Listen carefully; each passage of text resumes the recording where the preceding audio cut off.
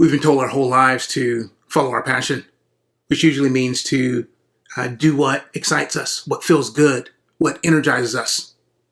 But what happens when it no longer feels good? Did our passion simply fade? Or do we have a misunderstanding of what passion actually means? Passion is not so much about what excites us, but what we're willing to suffer for.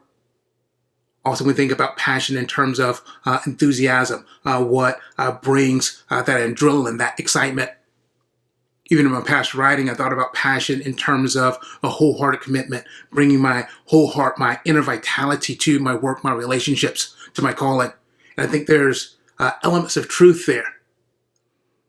But historically, passion was not just about intensity of feelings or even our wholehearted commitment to something. It conveyed this ideal of a willingness to endure through suffering. And so when we talk about the passion of Christ, it conveys his suffering, that for his love for us, he was willing to endure the cross. He was willing to endure the pain, the suffering, the beating of the crucifixion in order to bring us life, in order to reconcile us with the Father. He was willing to endure those things for our sake. And that is his passion. And so what he was willing to suffer for reveals his passion. And the same is true for us. As boys, we're able to simply chase whatever feels good. But part of our growth into manhood, part of our path into maturity is learning how to suffer for what matters. When working out is no longer fun. When we're no longer in the honeymoon of our marriage. When the excitement of work has faded. When our calling is more of a burden, it seems, than a blessing. What are we willing to endure? What are we willing to suffer for? That as boys, we just chase whatever shiny thing caught our attention.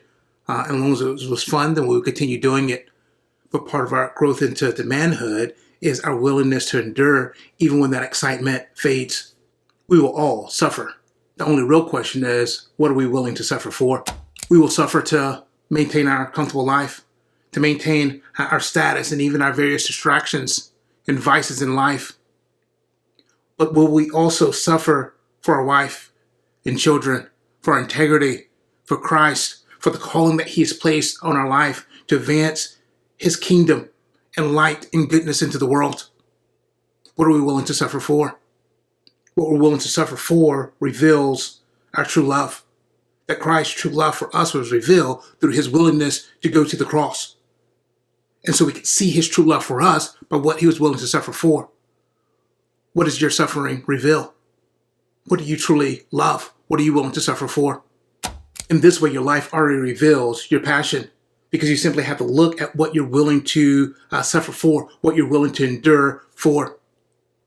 And so the cross reminds us not to take a shallow view on passion, that there's a place for emotional intensity. But more than that, it also shows us a place of suffering, our willingness to endure, to keep showing up even when excitement fades. While the world tempts us to simply pursue what is exciting, Christ invites us to consider what we're willing to die for. What are you willing to suffer for? That's your passion.